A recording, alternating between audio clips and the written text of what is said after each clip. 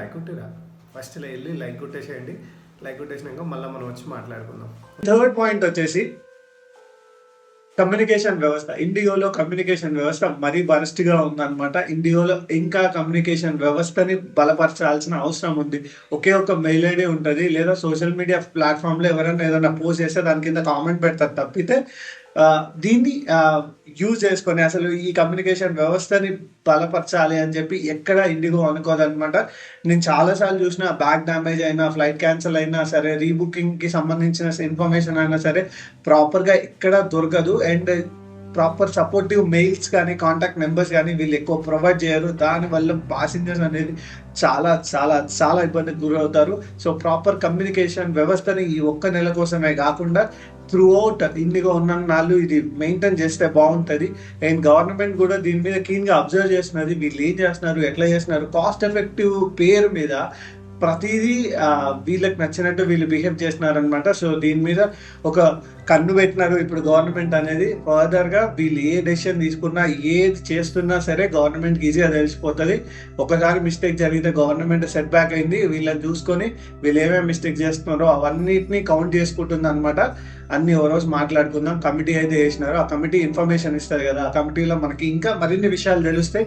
వీళ్ళ మిస్టేక్స్ ఏంటి, వీళ్ళు ఎక్కడెక్కడ తప్పులు చేసినారు అని చెప్పి.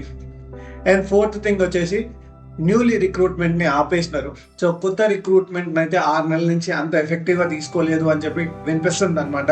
సో కొత్త ఎంప్లాయీస్ని తీసుకుంటేనే కదా వాళ్ళకి 1 month 2 months ట్రైనింగ్ ఇచ్చిన తర్వాత వాళ్ళు ప్యాసింజర్స్ తోటి ఎట్లా మెలగాలి, తర్వాత రెవెన్యూ ఎట్లా జనరేట్ చేయాలి, ఇవన్నీ విషయాల మీద ఒక మంచి అవగాహన వస్తుంది. సో బేసిక్ ట్రైనింగ్స్ అయితే ఎవరికి కాలేదు. యాజ్ ఆఫ్ నో నేను మీకు కమ్యూనికేషన్ రిలేటెడ్ ఇష్యూస్ గురించి కూడా డిస్కస్ చేయడం జరిగింది. అండ్ లేటెస్ట్ అప్డేట్ వచ్చేసి ఎవరైతే సీఈఓ ఉన్నారో, సో ఇండిగో సీఈఓకి గవర్నమెంట్ అనేది షోకాస్ నోటీస్ అయితే ఇష్యూ చేయడం జరిగింది. అండ్ దాని మీద త్వరితగతిన వాళ్ళు కూడా ఏదో ఒక సొల్యూషన్ తీసుకొని వస్తారు.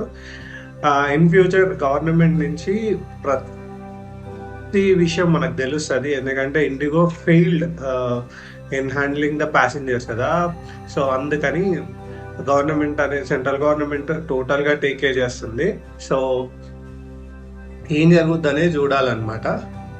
So will see that government should punish this kind of activities. ఎవరైతే చేయాలనుకుంటున్నారో గవర్నమెంట్నే ఇబ్బంది పెట్టేంత పొజిషన్లోకి వచ్చినారు అంటే it's not good at all కదా. సో జనాలు కూడా అదే అంటున్నారు అనమాట.